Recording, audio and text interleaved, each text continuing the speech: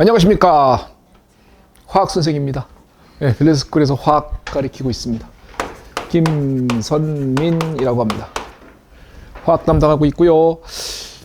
뛰어들었습니까? 변리사 시험 뛰어들었어요? 뛰어들려고 생각하는 중입니까? 생각 중. 그러니까 할지 말지를 지금은 이제 결정해 보겠다. 예, 좋습니다. 대부분 다 그런가요? 예, 아직 뭐 딱 뛰어든 건 아니고 이제 한번 설명해 가보고 내가 해도 될 만한지 아니면은 에이 관두자 이런 생각이 들지. 예, 변리사 되면 뭐 고생 끝 행복 시작인가요? 그럴 것 같아요? 그런 직업은 없을 것 같아요. 그죠? 예, 그러니까 뭐 무슨 어떤 시험이든 간에 되면은 안 된 것보다 당연히 좋겠지요. 예, 그러나 그것이 뭐 고생 끝 행복 시작의 뭐 모든 것이다라고 말할 수도 없는 예, 그런 겁니다. 그러니까 오늘 제가 여러분들에게 말씀드리고 싶은 건요. 어떻게 하면 1차를 빨리 합격할 수 있는가? 저는 화학 선생이기 때문에 1차만 담당해요. 2차는 혹시 유기화학을 택하는 분 없어요? 손든 겁니까? 아, 그 순간에 머리를 쓰다듬어 갖고 야, 유기화학 없습니까?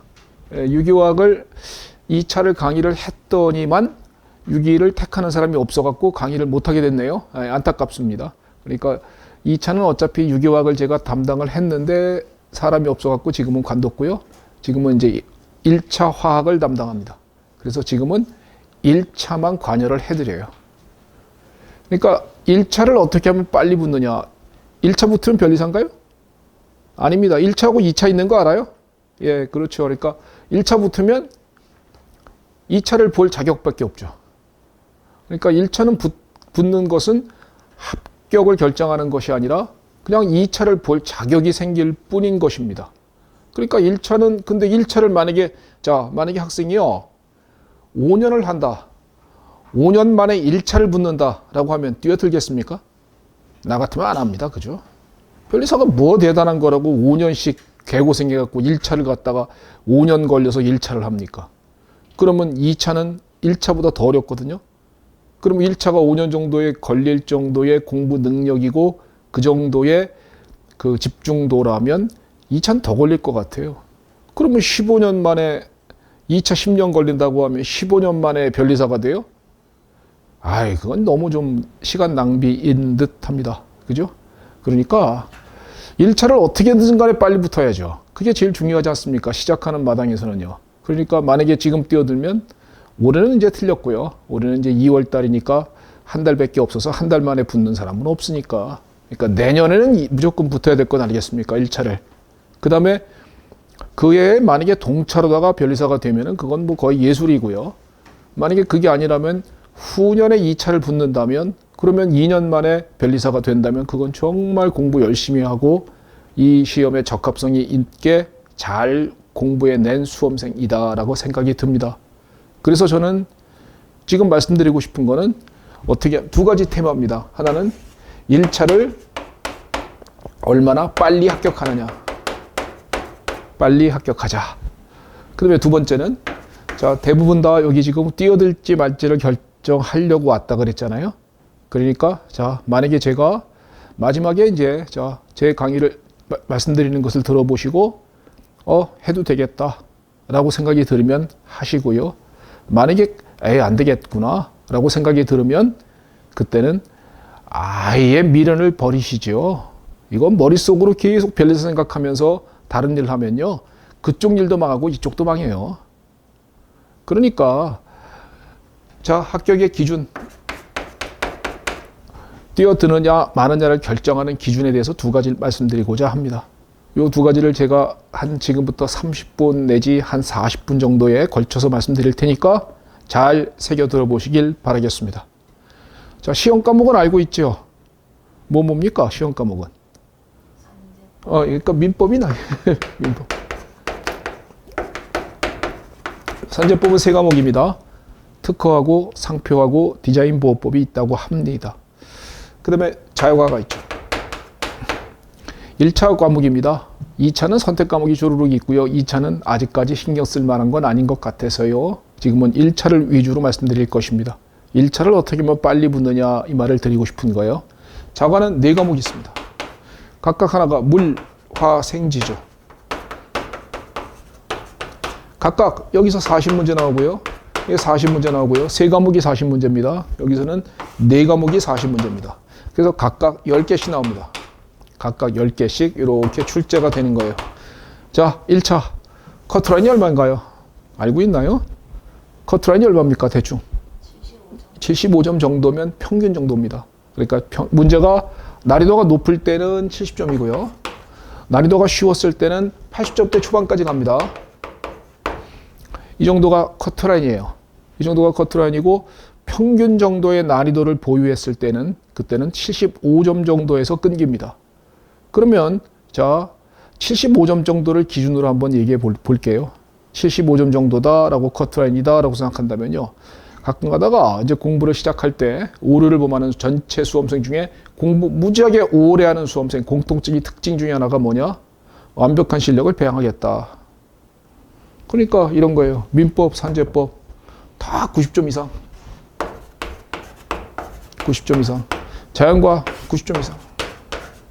이렇게 시험 보겠다라고 우선 계획을 잡거나 혹은 이렇게 생각하는 수험생 뛰어들지 마세요. 불가능한 얘기를 실천하려고 하는 겁니다. 이게 가능한 수험생이면요. 어떤 수험생이냐? 고등학교 때 과거 출신으로서 올림피아드에 출전해서 상을 타본 경험이 있는 수험생이거나 내지는 자연과학 중에 최소 4과목 중에 2과목 내지 3과목은 진짜 지금 해도 거의 다 맞는다라는 자신감이 있는 수험생일 때는 가능합니다. 그게 아니라 베이스가 조금이라도 약하거나 내지는 뭐 예를 들면 자기가 공대 출신이에요 라는 대부분 다 별세 수험생은 다 공대 출신이에요. 그러니까 아닌 사람 별로 없어요. 예, 그 정도로다가 자연과학이 강하다라고 생각하면 그것은 대단히 큰 착각인 것입니다. 그러니까 자 뛰어들지 말아야 되는 기준 중에 하나 이렇게 맞겠다라고선 마음을 먹는 수험생은 아예 처음부터 하지 말아야 합니다. 불가능한 걸 하려다가 결국은 나중에 안 되는 것을 시험 한 달 내지 2달 남겨놓고 알게 되거든요. 그러면 그 해에 떨어지죠. 그러면 또 그 다음에 또 그러려고 합니다. 그러다가 그 다음에 또 떨어지지요. 그 다음에 또 그러려고 그래요. 3번. 저는 몇 번까지 받는 줄 아세요? 5번까지 떨어지는 사람 봤습니다. 와. 근데 그 학생이 질문하는 걸 들어보잖아요. 그러면은 뭐냐? 10년에 한 번 나올까 말까 하는 질문만 골라 합니다. 근데 전 과목이 다 그렇다고 선생들마다 다 그런 얘기를 합니다. 워낙 유명하니까 선생들이 다 알아요. 그러다 보니까 그 학생이 질문하는 거는 전부 다 한숨만 푹 나옵니다. 야, 그러고선 누구나 다 알아야 되고 누구나 다 기본적이고 매년마다 거의 출제가 되는 그런 내용에서는 내용을 파악을 못하고 있습니다. 그러니 시험 공부를 하는 게 아니라 학자의 공부를 하고 있는 거잖아요. 그게 뭐냐? 시작할 때 이렇게 점수를 받겠다라고 계획을 세웠거나 내지는 이렇게 해야지만 붙는다라고 착각한다는 것입니다. 그게 아니잖아요. 이게 커트라인이라니까요. 커트라인만 넘어가면 되잖아요. 1차는. 1차는 커트라인만 넘기면 되지 왜 이렇게 받으려고 합니까? 안 되는 걸 왜 계획을 세우려고 그래요? 자, 여기서 되는 게 있을 겁니다. 뭐가 될까요? 90, 90, 90인데 되는 거. 자, 학생 어떤 게 된다고 보십니까? 산재법만 되면 안 됩니다. 예, 이건 가능합니다. 합격자라면 민법과 산재법은 베이스가 전부 다 0인 상태에서 시작하거든요. 전부 다 이건 공통입니다. 법대생이라고 할지라도요. 법대생이 그렇게 크게 유리하지도 않더라고요. 제가 경험을 해보니까 법대생이 민법 못 봐서 떨어지더라고요. 그래서 내가 그걸 되게 많이 봐왔거든요. 그러니까 법대생이라고 할지라도 민법에서 그렇게 크게 유리하다라고 보여지지도 않습니다. 그러면 가능한 것은요. 민법 산재법은 90점 받을 수 있습니다. 그리고 민법 산재법은 메이저 과목이잖아요. 민법 하나가 40점이야. 40문제야. 근데 이건 뭐예요? 4과목이 40문제야. 화학이 민법의 내용이 4분의 1인가요? 아닙니다. 화학을 만약에 제대로 공부하려면 민법보다 많죠. 물리도 마찬가지입니다. 지구과학, 생물 다 마찬가지예요. 자연과학은 범위가 끝이 없어요. 민법은 이 책 하나로 끝납니다. 하지만 자연과학은 이런 책이 10권도 넘습니다. 그러니까 자연과학을 완벽하게 공부하려고 마음을 먹는 그 순간 이 시험은 거리가 멀어지는 것입니다. 그런데 민법하고 산재법은 가끔 가다가 90점 못 받으면서, 제가 90점을 말하는 것은 90점 근처를 말하는 겁니다. 그리고 합격자를 보면은 대부분 다 이 정도는 다 받아요. 그러면 이거는 이 정도를 못 받으면서 괜히 이런 데다가 시간을 투자해버리면, 자연과학 같은 데 시간을 투자해버리면 시간을 잘못 배분하는 것이지요. 어차피 주어진 시간은 지금부터 1년 남았잖아요. 그죠? 만약에 지금 뛰어들면 1년 1개월 남았습니다. 1년 1개월 동안에 8과목을 해야 돼요. 그러면 거기에다가 시간을 갖다 잘 조절하고 배분을 해서 되는 과목은 시간을 좀 더 투자하고 안 되는 과목은 필요한 만큼만 공부해서 그걸 적절히 섞어서 커트라인을 이걸 넘기면 되는 거잖아요. 그런데 문제는 되는 과목 안 되는 과목을 구분하지 않고 안 되는 과목에 더 신경 쓰면서 되는 과목을 이렇게 못 받아버리니까 여기서 망하고 여기서 망하고 이거 망하면 이건 자동으로 망합니다. 이거 망하는 정도면. 그러니까 첫 해, 두 번째, 세 번째, 네 번째, 다섯 번째까지 가는 것입니다. 가능한 거 가능합니다. 그리고 민법 잠시 후에 유호건 선생님 들어옵니다. 유호건 선생이 민법 고득점 치는 전략에 대해서 설명해 줄 겁니다. 그러니까 민법 산재법은 충분히 누구라도 가능할 수 있으므로 이거는 고득점 전략 과목으로 노려도 괜찮고요. 이거는 여기 있는 과목 중에 가장 많이 해야 되겠죠. 그잖아요. 고득점 전략 과목이니까 민법하고 산재법을 가장 많은 시간을 할애해서 투자하여야만 합니다.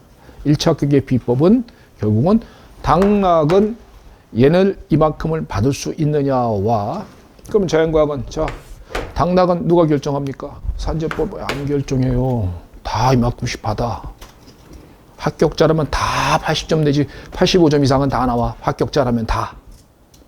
그러면 당락을 결정하는 건 이게 아니야. 당락을 결정하는 건 자연과학에서 승패를 가르는 겁니다. 합격자는 심지어는 90점 받은 사람도 있고요. 문제가 쉬웠을 때. 어떤 사람은 커트라인이 간신히 넘겨서 50점 받은 사람도 있습니다. 50점 받아도 이걸 90점대 받으면 합격할 수 있다는 겁니다. 75를 기준으로 한다면. 그죠? 그러니까 근데 이거는 말하자면 베이스가 중요하잖아요. 베이스가 대단히 중요한 과목인 것입니다. 그럼 베이스가 약한 친구는 그러면 어마어마하게 시간이 오래 걸릴 수도 있다라는 말씀인 겁니다. 그러므로 당락은 자연과학이 결정하는 거예요. 하지만 얘는 기본적으로 이만큼을 받아야만 얘를 결정시킬 수 있다.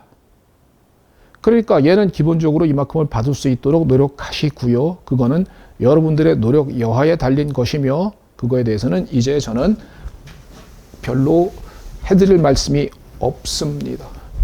저는 자연과학에 대해서만 얘기할게요. 몇 점 받으면 되나요? 75점 커트라인으로 한다면. 만약에 민법 산재법을 90점씩 받았다. 몇 점 받으면 너끈히 붙는 겁니까? 몇 점일 것 같아요? 75점 커트라인으로 하면 약 한 60점이면 되잖아요. 약 60점. 그러면 60 내지 70 치면은 그러면 어떤 커트라인도 다 붙네요. 그죠? 60 내지 70 정도만 받으면은 커트라인이 어떤 경우라도 다 붙는 것 아니겠습니까?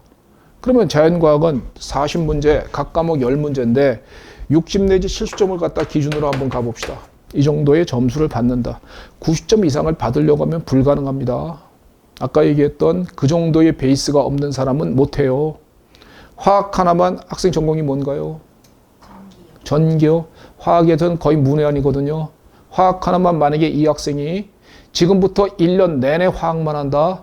그러면 학생이 받을 수 있는 최대 점수는 6개 내지 7개입니다. 다른 과목 아무것도 안 하고 1년 내내 화학만 공부한다고 했을 때. 무슨 소리인지 이해되세요? 그러므로 그러면 뭐하러 6개 내지 7개 받으려고 화학만 1년 내내 할 겁니까?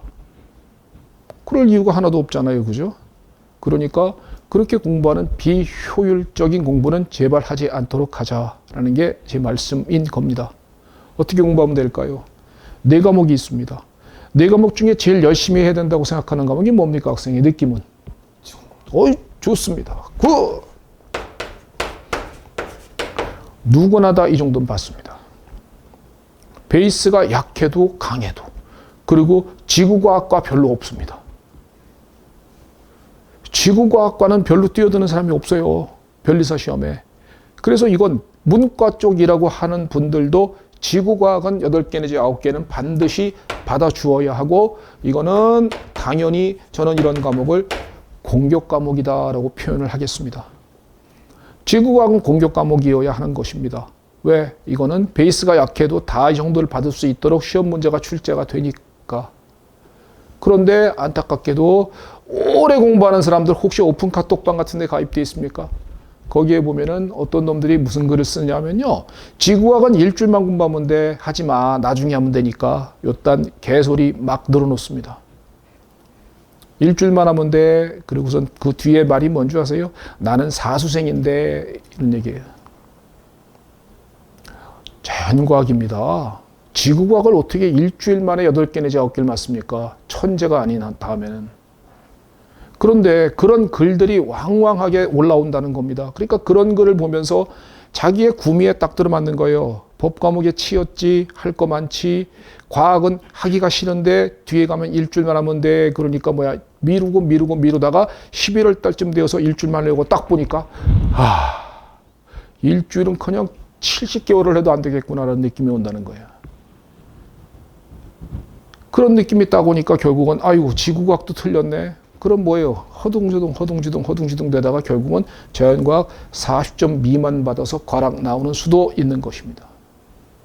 그게 떨어지는 수험생들의 공통적인 성질이죠. 그러면 이런 되는 과목은 저는 조금 미리 하라라고 말씀드리고 싶습니다. 왜 자꾸 이걸 뒤로 미룹니까? 지구과학을.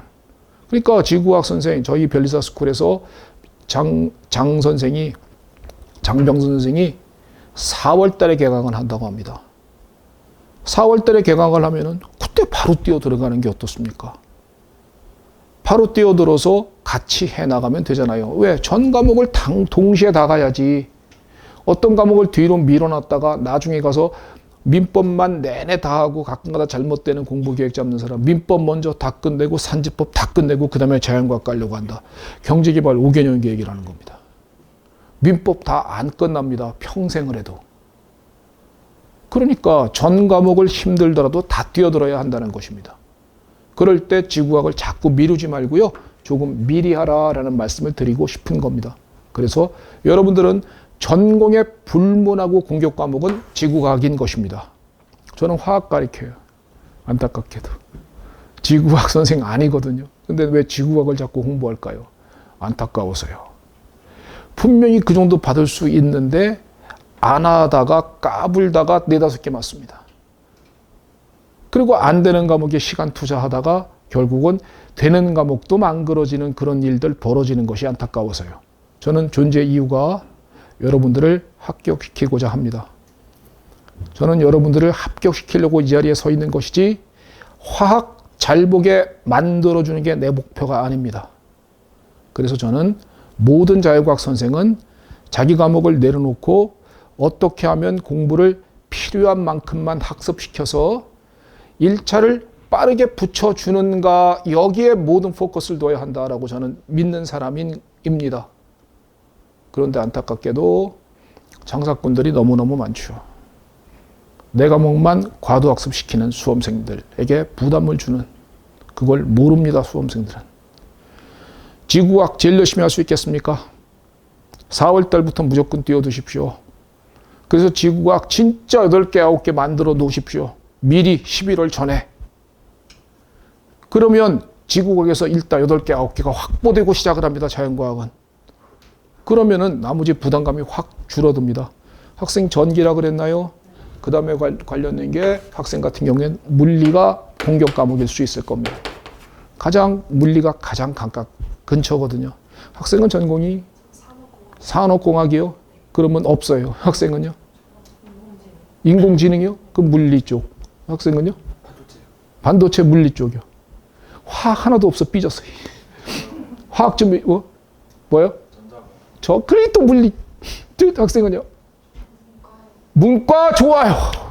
아무것도 없어요. 베이스가 하나도 없다는 겁니다. 문과 학생 같은 경우에는 자, 어떻게 결정합니까? 자기 전공에 따라서 공격 과목 하나를 결정해 주십시오. 자기가 가장 재미가 있고 자기가 베이스가 제일 있다고 생각하는 과목은 사람마다 다 다르기 때문에 그걸 제가 결정해 드릴 수가 없어요. 다만 전공과 관계없이 공격인 건 지구과학이다라는 말씀을 드리는 겁니다. 그러니까 이건 좀 미리 시작해 주자라는 말씀이고요. 나머지 세 과목 중에 공격 과목 하나 정도는 스스로 꼭 만들어 놓기 바라겠습니다. 학생 같은 경우에 물리이면 좋겠고요. 물리일 겁니다, 아마도. 문과 학생은 어떤 게 공격 과목이면 좋겠습니까? 그럼요. 아직 알 리가 없죠. 셋 중에서요. 미리 다 하시죠. 공부를. 아예 다 처음부터 같이 나가죠. 민법하고 산재법하고 동시에 다 나갑시다. 왜? 학생은 미쳐버리고 돌아버리는 게 자연과학이야. 민법하고 산재법 공부할 땐 진도가 쭉쭉쭉 나가는 게 느껴지기 때문에 희망이 생기고 기쁨이 옵니다. 그리고 재밌어요. 근데 화학을 해보면요. 아휴, 앞에서 얘기할 땐 알아듣는 것 같은데 돌았으면 까먹고 돌았으면 까먹고 돌았으면 모르겠고 내용을 분명히 알려줬는데 문제와 따로 놀고요.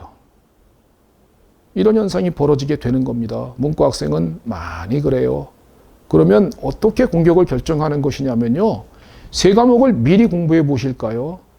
조금 미리 해야 내가 공격이 될지 방어가 될지를 판단할 수 있지 않겠습니까? 그러니까 조금 미리 공부를 해서 세 과목을 쭉 나갑시다. 쭉 나가다 보면요. 학생이 공부하다 보면은 어떤 과목은 진짜 하기 싫은 게 있을 수 있어요. 그리고 또 어떤 과목은 생각보다 괜찮은데 내가 비록 베이스는 없어도 이 과목은 생각보다 할 만한 느낌이 오는데 라는 어떤 재미를 느끼는 과목이 있을 수 있습니다. 그런 과목이 반드시 하나 정도는 있었으면 좋겠습니다.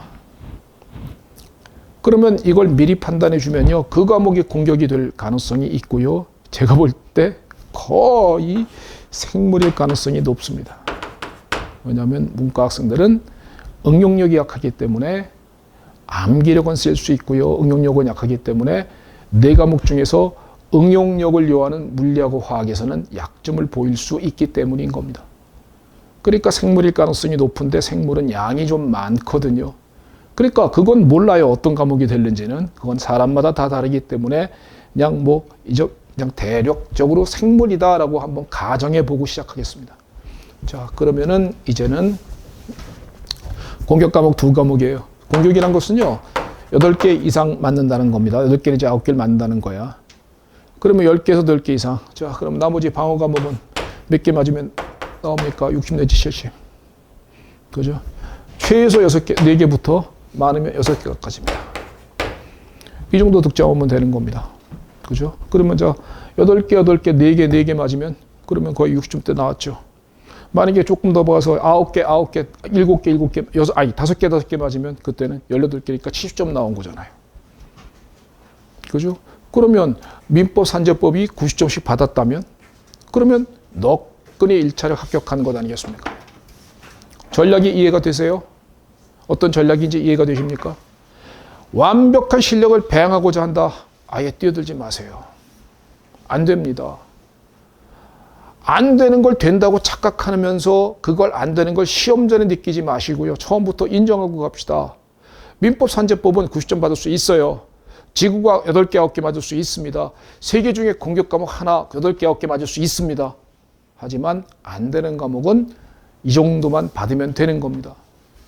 4개 내지 6개. 그렇다고 가끔 가다가 이런 수험생이 있어요.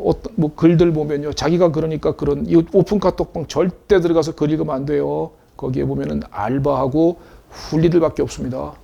학원 알바 아니면 강사를 호명하는 건 전부 다 학원 알바거나 그 선생이고요. 그 다음에 이상한 글들 쓰는 거는 공부 오래 해갖고 지친 성격 파탄자입니다. 그렇기 때문에 그런데 글 쓰는 거, 그런데 글 읽으면요. 현혹당해요. 알았죠? 그러니까 그런 데서 현혹당하지 마시고요. 그런 데 가서 글 읽지 마십시오. 그런 데 가서 글 읽으면 공부 골 때리는 방향으로 갈 수도 있음입니다. 그러면 물리하고 화학 이 정도 받으면 충분히 되거든요. 근데 저는 물리는 몰라요. 제가 물리를 어떻게 하면 필요한 만큼을 하게 하는지를 몰라요. 그러면 저는 이제 화학에 대해서만 말씀을 드리려고 합니다. 화학을 어떻게 하면 4개 내지 6개를 갖다가 가장 적은 시간을 투자해서 받을 수 있느냐. 그거잖아요. 그죠? 화학을 내가 많이 학습시키면 지금 학생 내가 6개 맞게 해주는 거 자신이 있거든요.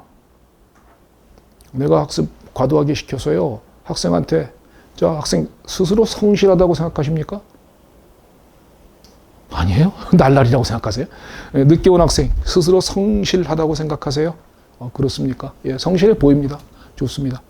성실해 보이는 이 수험생들은요. 선생이 속이기가 진짜 좋거든요. 성실한 학생들은 잘 속일 수 있어요.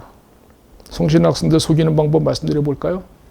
첫 번째, 매일 문제를 제공해 줍니다. 매일 혹은 매주, 매일 내지 매주 문제 수 무작위, 저 30년 강의했습니다. 강의 성인 고시학원만 30년이에요. 미트리트에서 20년 내내 했고요. 피트 끝날 때까지 강의했고요. 그러다가 처음에 변리사 강의부터 시작했고, 그 다음에 편입한 다음에 미트리트, 피트 다 끝난 다음에 다시 연어가 회귀하듯이 다시 변리사학원으로 다시 왔거든요. 30년 됐습니다. 강의한 지. 30년 동안 쌓였던 문제 내가 얼마나 많이 갖고 있겠습니까? 즉 문제를 나눠주는 건 나한테는 일이 아닙니다. 너무 많아서 문제가 되는 것이지요. 근데 내가 매일마다 매주마다 문제를 수업 듣는 수험생한테 계속 제공해 줍니다. 그러면 성실하다며요. 따라옵니다. 풉니다. 그리고 좋아합니다. 자기 실력이 늘어난다고 믿고 있습니다. 계속 문제를 제공해 주고 계속 과제를 내줍니다.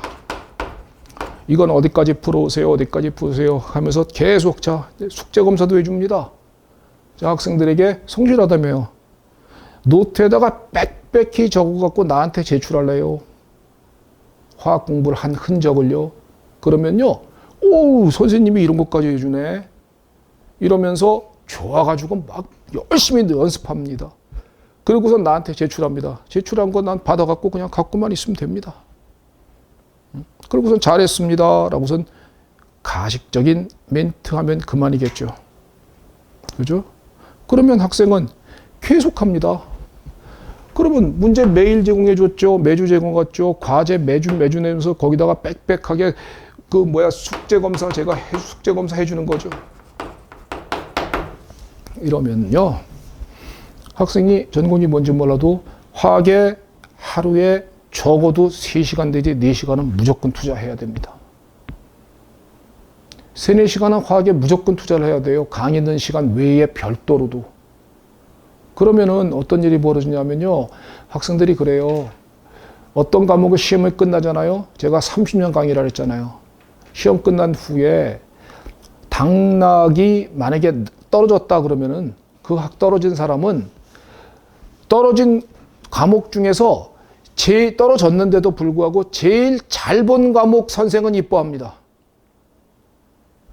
근데 망한 과목 선생은 그게 미운가 봐요. 그게 수험생들의 공통적인 특징이더라고요. 그래서 난 왜 떨어진 다음에 학생한테 욕을 먹어야 합니까? 욕 안 먹고 싶어요. 칭찬받고 싶습니다. 계속 숙제 내주고 계속 과제 제출해서 계속하게 만들면 성실하니까 쫓아옵니다. 하루에 3, 4시간은 화학을 하게 돼요. 그러면 나머지 과목 공부할 시간을 내가 다 잡아버리는 겁니다. 근데 학생은 공부하는 과정에서는 이게 균형이 맞는 공부인지 아닌지를 모릅니다. 그리고 김선미는 굉장히 성실한 선생이라고 칭찬합니다. 시험 딱 끝나면요. 다른 과목은 다 망할 수밖에 없잖아요. 화학 이렇게 많은 시간을 투자했는데 다 망하고 화학만 잘 봅니다. 그럼 어떤 일 벌어지냐면요. 내년에 친구 데리고 이 자리에 오십니다. 김선민한테 화학 수업 들으면 화학 잘 봐. 이런 헛소리 하는 거예요. 그걸 제가 모릅니까? 그걸 제가 모르겠습니까? 30년 강의 동안 뼈저리게 느꼈던 겁니다. 근데 이렇게 하는 그 순간 여러분들은 내년에 1차 무조건 붙어야 된다니까요. 내년에 1차 무조건 붙으라니까요. 그러려면 균형감 있게 필요한 만큼만 해야 한다니까요. 내가 이렇게 계속하면 이건 내가 성실해서가 아니라 내 과목을 과도학습시키는 나의 상술이라는 것입니다. 왜 이거를 깨우치지 못하십니까? 민법하고 산재법을 과도하게 학습시키는 거는 그럴 수 있습니다. 왜 90점씩 받아야 되는 과목 아닙니까? 근데 화학에 문외한인 학생이, 화학에 방어인 사람이, 화학이 공격도 되지 못하는 수험생이 이런 말도 안 되는 일들 벌여지면 이게 왜 칭찬받아야 하는 것입니까? 욕 먹어야 싸지요. 근데 욕하는 줄 아십니까? 돌대가리일수록 칭찬합니다. 돌대가리일수록 칭찬합니다. 떨어지면서도 좋답니다. 왜? 그 과목은 잘 봤답니다. 당연히 잘 볼 수밖에 없잖아요. 이렇게 했는데. 그 세상에 무슨 허망한 일이에요. 그러니 선생님 입장에서는 양을 줄여주고 필요한 만큼만 하게 만들고 내 과목을 부담을 줄여주면 내 과목 시험 못 봤다고 욕하고 내 과목을 과도하게 학습시켜서 다른 과목을 망그러지게 만들어도 내 과목 시험 잘 보면 학생들이 칭찬하니 어디에 손이 갈까요? 거기서 양심이 좌우한다라고 생각을 합니다. 제발 이렇게 하지 맙시다. 바보처럼. 이게 무슨 짓이에요? 내가 이러지 않을 겁니다. 내가 이러지 않을 테니까 바보처럼 이런 짓 하지 말자고요. 이건 뭔 짓 하는 겁니까? 최소의 것으로 공부합시다. 화학은 방어인 수험생. 화학이 대부분 다 방어예요. 화학 문제는 변리사에서 가장 어렵게 나오는 걸로 정평나 있습니다. 그렇기 때문에 화학 문제는 절대 화학을 공격으로 삼는 사람은 진짜 흔치 않더라고요. 그러니까 한 해에 한 100명, 100여 명 이렇게 보면서 그 중에서 1명 내지 2명 정도입니다. 그러니까 화학은 대부분 학생들이 방어다라고 보여집니다. 어떻게 하면 최소의 공부를 해서 목표인 4개 내지 6개를 맞을 수 있겠습니까? 두 가지가 있어요.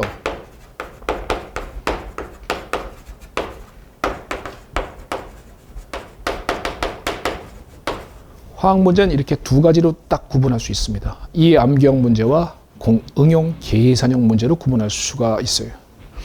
5개씩 나옵니다. 5개씩 나옵니다. 자, 어디에 관심이 들어갑니까? 이 암기형, 응용 계산형. 이 암기에 관심이 들어가세요? 학생 굉장히 현명하고 똑똑한 수험생이군요. 돌대가리들은 여기에 관심 갑니다. 그리고 공부해 보십시오. 일로 눈이 자꾸 갑니다. 왜? 쉽거든. 딱 읽으면 바로 이해되거든. 그리고 몇 번만, 아무리 문과라도 몇 번만 강의를 듣고 몇 번만 정리하면 금방 이해되거든. 그러니까 여기는 이해하고 공부가 되었다라고 착각하고 시험장 들어가고요. 안 풀리거든. 내용을 알아도 뭐가 뭔지 모르겠거든. 그런 그림은 처음 보거든. 책에 있을 수도 없는 그림이 나와 있거든요. 시험 문제에. 그러니까 계속 여기만 신경 씁니다. 그리고선 시험 보기 1달 전, 2달 전까지 계속 여기 있는 문제를 풀려고 애씁니다. 기출문제 풀려고 애쓰겠죠. 기출, 이미 출제가 되었노라. 다른 말로 하면 다시는 안 내겠노라잖아. 안 나오는 문제를 안 풀린다고 계속 신경 쓰는 겁니다. 그러면 결국은 화학이 방어라며, 자기는 방어라며 몇 개 내지 맞으면 된다고? 4개 내지 6개 맞으면 된다고. 그러면 만족한다고. 그러면 얼굴에 모든 세포가 웃는다고요. 그러면 4개 내지 6개만 맞으면 된다며. 그럼 뭐예요? 이해 암기형은 쉽다며. 그러니까 이해하는 걸로 그치지 말고 암기하고 들어가자라는 겁니다. 저는 싹 외우고 들어가자. 싹 외우고 들어가자. 학생 전공이 뭔가요? 이거 그래요. 문과 쪽 학생이군요. 다 외우고 들어가자. 이해하는 걸로 그치지 말자. 왜? 이해하고 들어가서 시험장 가서 왜 풉니까? 다 외워놓으면 보는 순간 바로 딱딱딱 찍는데 그냥. 그러니까 이거를 이해가 됐으면 또 외울 수 있거든요.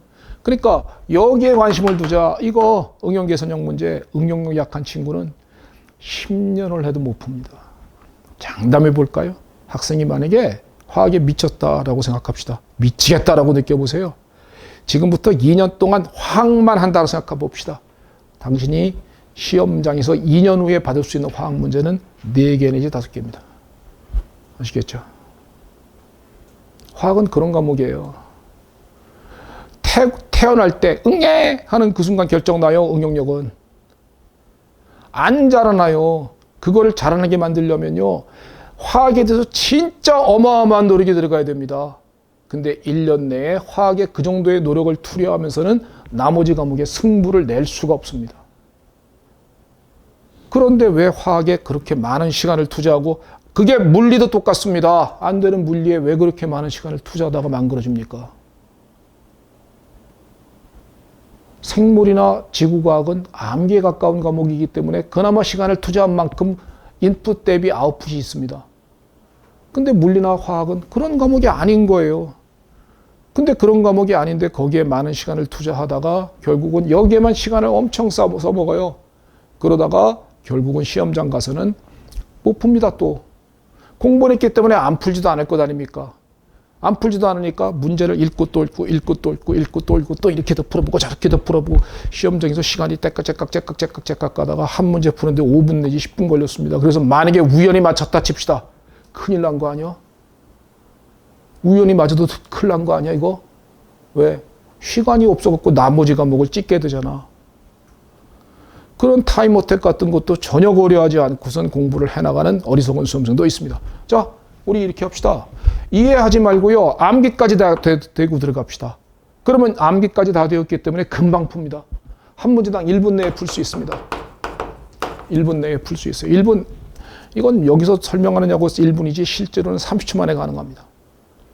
그러면 1분씩 걸렸습니다. 그럼 5분 걸렸겠군요. 시험장에서 응용계산형 문제 왜 풉니까? 어차피 틀리는데. 왜 푸냐라고 말씀드린 겁니다. 왜 푸냐 이걸. 목표는 이거만 맞으면 된다며. 이거면 된다며. 대신 지구과학 8개, 9개, 생물 8개, 9개, 민법 90점, 산재법 90점 받으면, 그러면 이 정도 받으면 된다며. 그러면 왜 이걸 푸느냐? 왜 푸냐? 이걸 왜? 이건 뭐야? 문제를 보는 순간 한숨이 퍽 나오거든요. 문제 길이가 하나가 이만해. 그리고 읽으면서 뭘 묻는지를 모르겠어. 그런데 이걸 왜 읽고 또 읽고 읽고 또 읽고 시간을 다 보냅니까?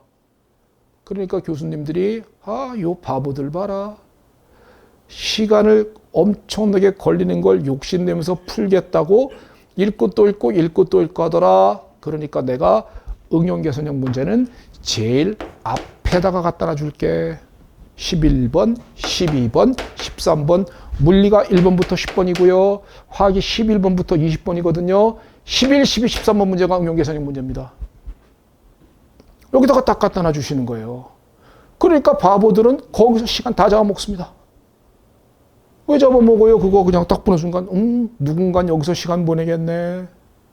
잘 됐다. 나는 이런 문제 안 풀고 가리라. 먼저 이거부터 풀래. 대신에 잘 외우고 들어가서 5분 만에 풀래. 5개를. 다 푼다고 무조건 다 맞는 건 아니잖아요. 그죠? 푼다고 맞는 건 아닙니다. 그죠? 그렇다고 풀어냈으니까 80%의 확률은 있겠죠. 맞추는 확률이. 그러니까 5개 중에 4개는 맞출 수 있을 것입니다. 5분 만에 걸렸어요. 그죠? 5분 걸렸다고요. 5분 만에 4개 확보. 됐죠? 그러면 나머지 5개 풀면 안 됩니다. 푸는 순간 불행이 시작합니다. 그러니까 풀지 말고 어떻게 합니까? 자, 빈칸으로 놔두고 나온다? 이상한 짓이죠. 어떻게 해야 됩니까? 긁어야죠, 뭐. 어떻게 긁습니까? 나머지 과목을 그 다음에 5분 만에 투자했기 때문에 시간이 많이 남을 거잖아요. 나머지 과목에 물리, 생물, 지구과학에 충분한 시간을 가질 수 있겠군요. 그 충분한 시간 동안에 이걸 다 풀고 그래도 시간이 남으면 와서 풀어보는데 남는 사람 없어요. 그럼 어떻게 합니까? 빈칸이 있을 거 아니야. 나머지 OMR 카드에다 다 찍어 놓습니다. 그러면 1, 2, 3, 4, 5를 세어봐. 대충. 눈으로 쫙 봐. 그러면 그 중에서 제일 빈 게 있을 거 아니야. 거기다가 일자로 후악 내는. 일자로 확. 그러면 오지선도거든요. 하늘이 도우면 2개까지 맞고요. 그냥 평범한 재수를 갖고 있는 사람은 하나 추가고요. 하늘이 버리면 다 틀릴 수도 있습니다. 네, 그거는 운명이에요. 1개 정도는 맞는다라고 봅니다. 그러면 목표 달성이잖아요. 5분 만에 목표 달성했지 않습니까? 실제 시험장에서 이렇게 임할 수 있는 깡다구와 용기, 이거 언제부터? 모의고사 때부터 연습해 봐야 하는 겁니다. 모의고사 때부터 연습해야 되고 공부하는 과정에서도 이걸 갖다 머릿속에 세뇌시켜야 합니다. 이게 얼마나 어려운지는 막상 공부를 해보면 압니다. 왜? 뭐가 뭔지 구분이 안 가거든. 어떤 게 이해암경이고 어떤 게 응용계산형인지, 이건 내가 왜 못 푸는지 그걸 구분을 못하기 때문에 이거 하기가 쉽지 않은 건 맞는데 이게 전략인 겁니다. 그래서 수업할 때마다 이 파트는 이해암경입니다. 이 파트는 응용계산형이에요. 수업할 때마다 단원별로 다 나눠드립니다. 단원별로다가 다 찍어드릴게요. 그 대신 단원별로 했을 때 공격형인 수험생은 다 할 수 있고요. 방어인 수험생이면 우리는 필요한 만큼 합시다. 자, 공부 전략은요. 화학 공부 전략은 일단 한 번 내지 두 번은 꾸역꾸역이라도 다 봐야 합니다. 전 범위를. 한 번 내지 두 번은 꾸역꾸역이라도 전 범위를 다 봐야 됩니다. 처음부터 응용계산형 파트를 아예 버리고 가면 안 됩니다. 예를 들면 속도, 평형, 산염계 이 파트는 응용계산형이거든요. 이 파트를 완전히 처음부터 버릴래라고 딱 가는 그 순간 화학은 맥락과 맥락을 연결짓는 문제에 손도 못 대게 됩니다. 그리고 어느 파트를 다 버리면은 그 파트가 그 파트에 국한되는 것이 아니라 전체적인 흐름을 망가뜨려요. 그렇기 때문에 아무리 문과 학생이 힘들게 느껴질 겁니다. 대단히 힘들게 느껴지겠지만 한 번 내지 두 번은 전 범위를 꾸역꾸역 보시자고요. 꾸역꾸역 보고 그 다음에 자 11월 넘어갔다. 이제 올해 11월 이후. 올해 이제 11월 이후, 올해 11월이 되면요. 이제 지금부터 이제 11개월이 지났습니다. 올해 11월이 되면 그때는 뭐 하는 거야? 이때는 이제 암기만 하는 겁니다. 이때부터 이 암경 파트의 암기만. 이때 가면 외워집니다. 왜? 전 범위를 꾸역꾸역 받고 내용 정리가 어느 정도는 됐거든요. 그러니까 이 암경 파트에서 이해로 국한지키지 말고 암기까지 될 수 있습니다. 그 다음에 세 번째, 문제는 최소화합시다. 문제 많이 나눠주고 이런 짓 안 할 거예요.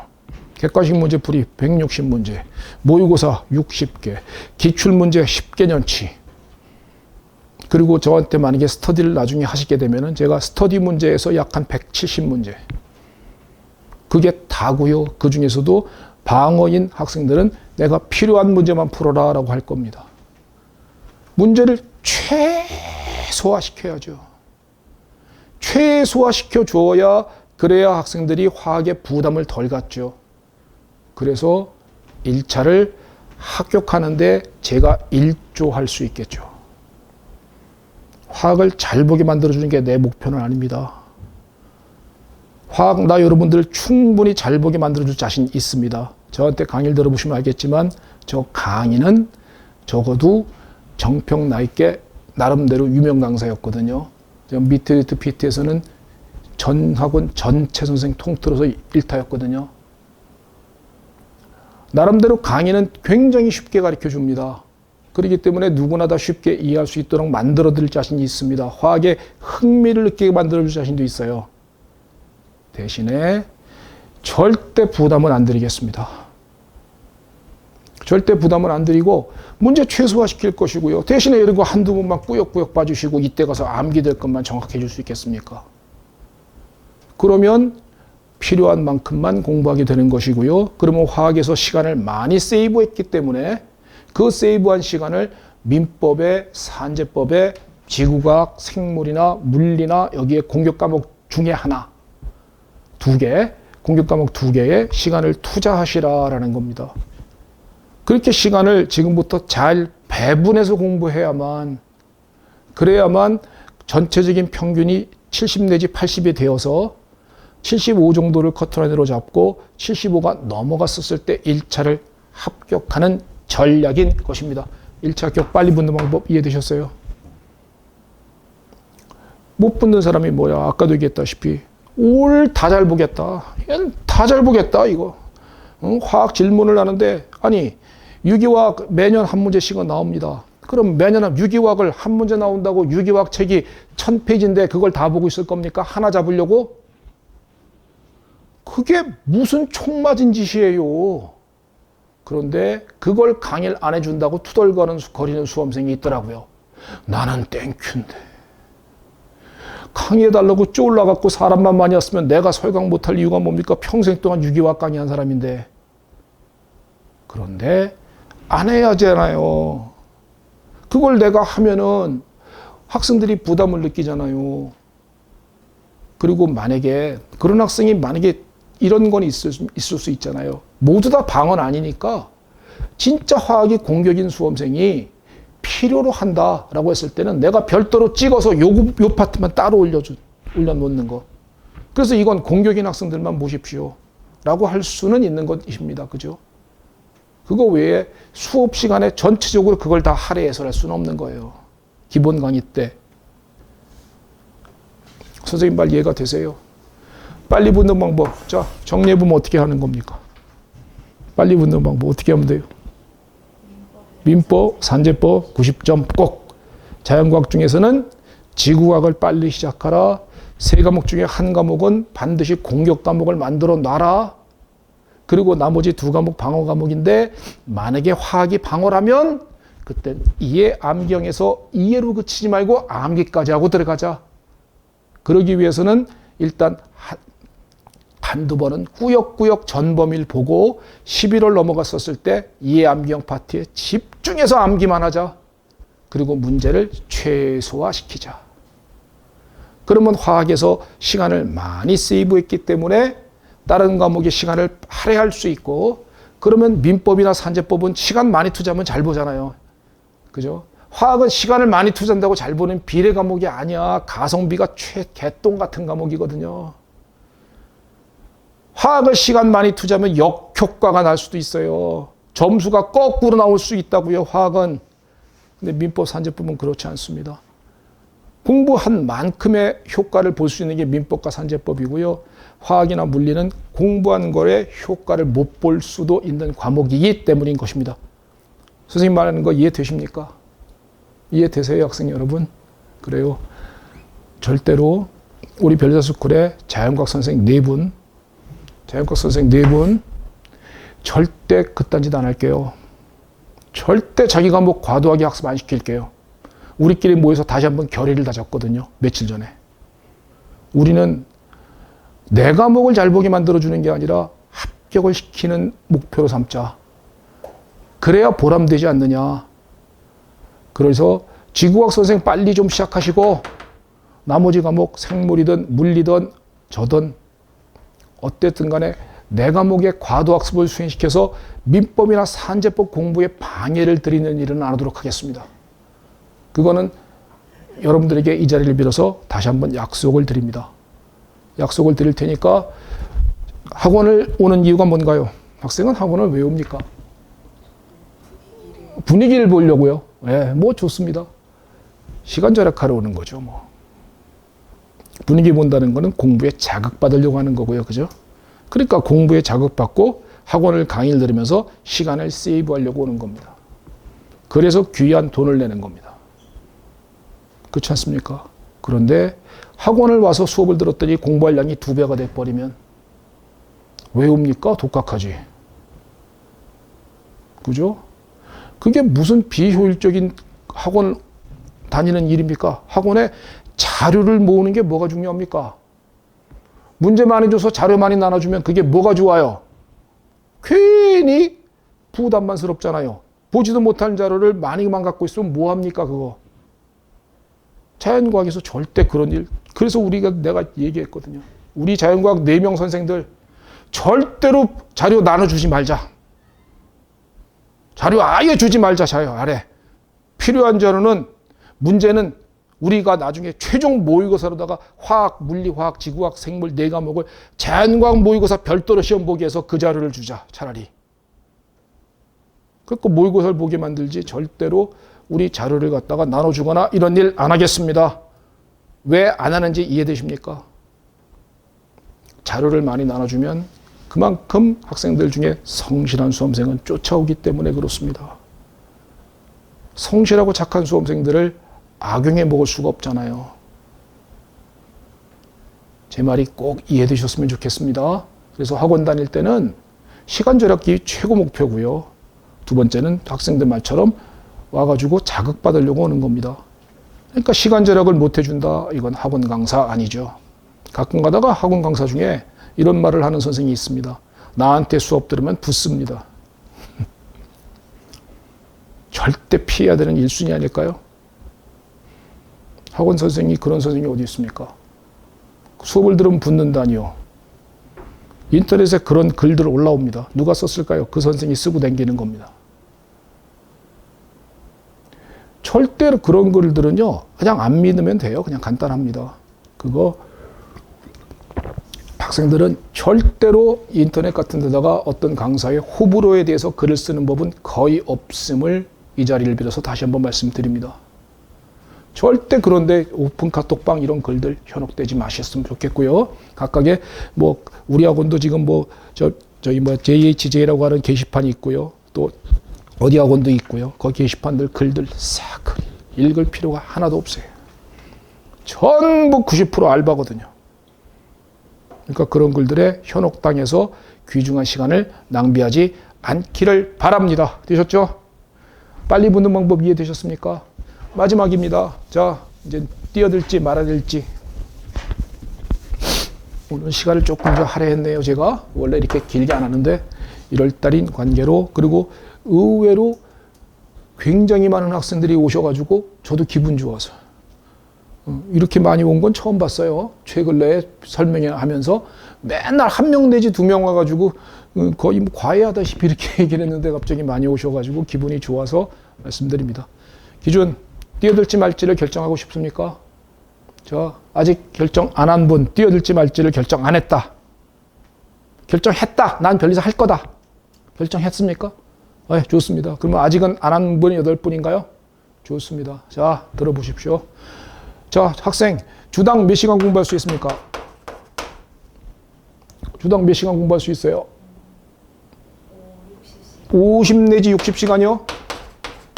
강의 듣는 시간 포함입니까? 빼고입니까? 포함해서요. 50 내지 60시간 직장 다닙니까? 직장 다니지 않아요? 그러면 주당 60시간 이상을 반드시 만들어낼 자신 있습니까? 없습니까? 필요하면인데 당위적이다. 이게 만약에 아니면 떨어진다라고 한다면 할 겁니까? 이겁니다. 주당 60시간 이상의 강의 포함해서요.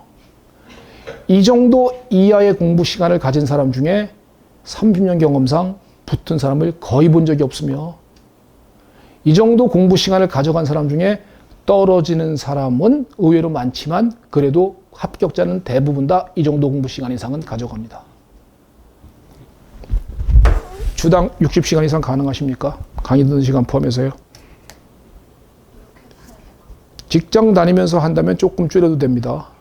직장 다니는 핸디캡은 또 달라요. 왜냐하면 직장인들은 말하자면 공부에 대한 갈증이 있기 때문에 주말에 공부 무지하게 열심히 하거든요. 그리고 그 사람들은 효율이 정말 좋습니다. 그런데 전일 공부해야 되는 백수 수험생인데도 주당 60시간 이하로 한다. 심지어는 30 내지 40시간을 하는 수험생이 있더라고요. 그래서 제가 불러다가 욕했거든요. 나름대로 꼴에 스펙 좋다고 까불어대는 거죠.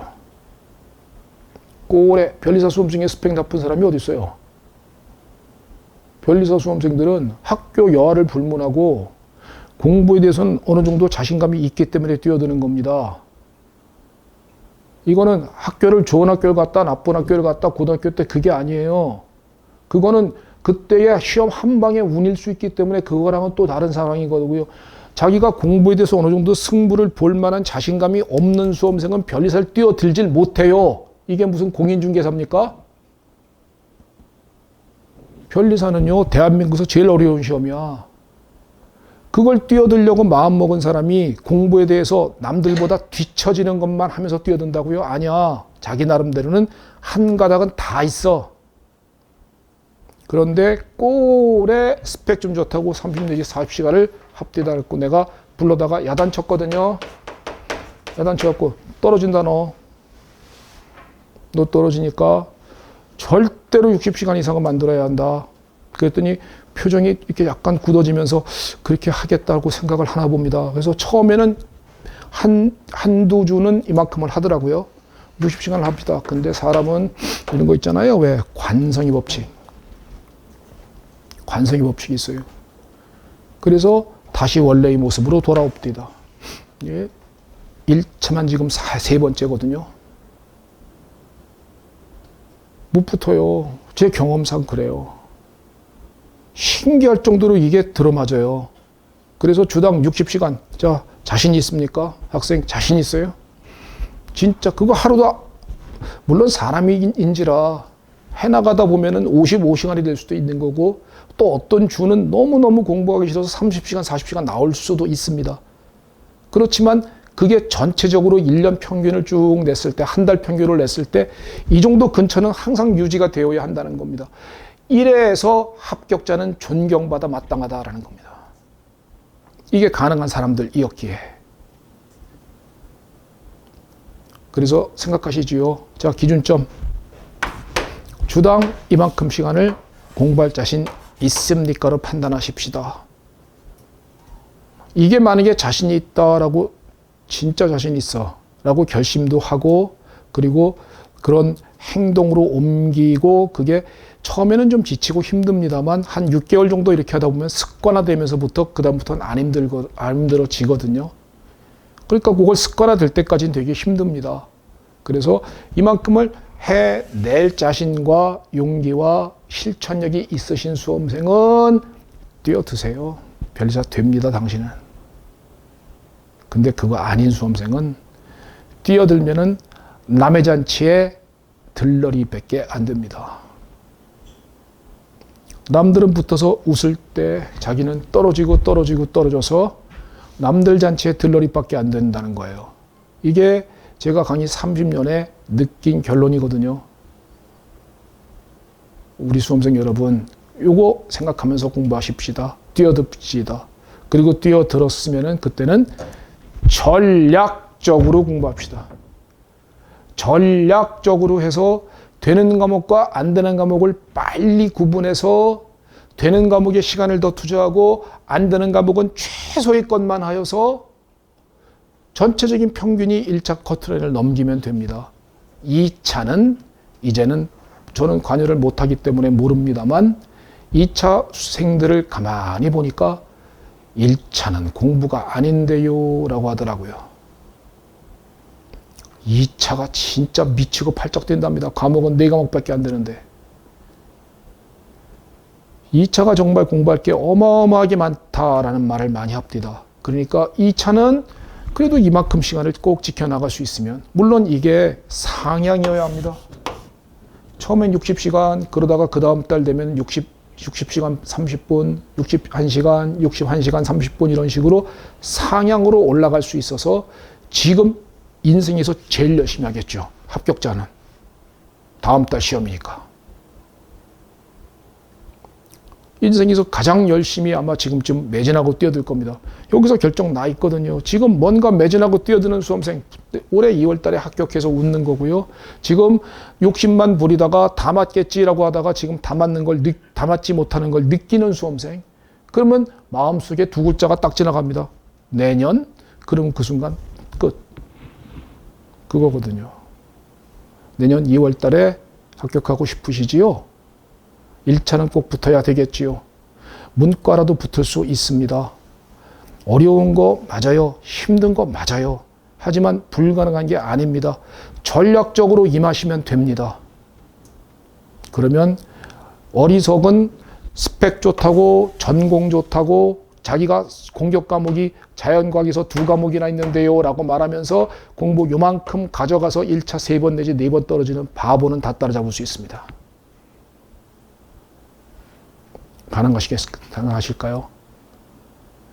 이해가 되시면 실천해 주시고요. 그리고 학원은 꼭 별내사 스쿨을 안 와도 됩니다. 학원 되게 많아요. 하지만 강의를 들어봤을 때 과부하가 걸리는 그 순간 그 과목에 발목 잡혀서 떨어집니다.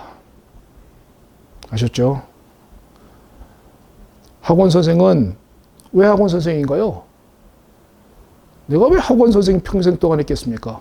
나는요, 내가 아는 지식보다 남에게 잘할 자신이 있기 때문에 학원 선생 하거든요. 즉, 학원 선생한테 통하는 말은요, 아무리 어려운 내용도 가장 쉬워져야 학원 선생인 것입니다. 그리고 학원에 왔는데 선생이 웅얼웅얼 많이 경험해 보셨죠? 학교 교수님들에게서. 그게 교수님이지 학원 선생은 아니지 않습니까? 즉, 전달력이 학원 선생의 생명과 똑같은 것입니다. 아무리 주옥 같은 얘기를 해도 졸려워서 들을 수가 없다. 그게 뭔 학원 선생입니까? 잠을 오게 만드는 거는 그거는 학원 선생이 분위기를 압도하지 못한다는 소리인 것이에요. 그래서 물론 근데 야, 내 강의를 들으면서도 자는 사람도 있기도 합니다. 나는 졌습니다. 지금 여기서 잠이 안 오잖아요. 그죠? 아, 여기서도 벌써 지금 졸렸고 있는 겁니까? 여기서도 벌써 잠이 안 올 텐데 이런 강의를 들으면서도 나 목소리 정말 작지 않은 사람이거든요. 그래서 열정적일 땐 한도 끝도 없이 톤도 높이고요. 작게 얘기할 땐 작게도 얘기하는데 높낮이를 주는 것은 그거는 교수법, 일종의 교수법이거든요. 그런 취지로 얘기하는데 그걸 들으면서 강의를 하면서 자더라고요. 10번에서 9번을 잡디다. 그래서 내가 썩은 나뭇가지로는 조각할 수 없다. 라는 공자님의 말이 떠오르며 그 학생은 안 되겠구나 싶었더니 걔가 바로 5년 동안 지금 1차 공부하는 수험생입니다. 1차 5년 하지 맙시다.